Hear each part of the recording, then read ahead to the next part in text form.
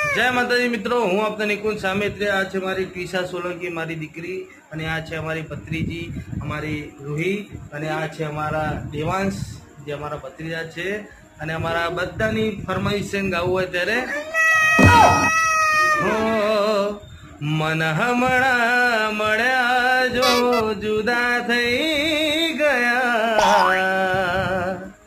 પ્રેમી પંખીના પ્રેમના ઉડી રે ગયા, સાથ જીવી ના શક્યા, પ્રેમ કરી ના શક્યા, જોયા સપના ઘણા એ તૂટી રે ગયા।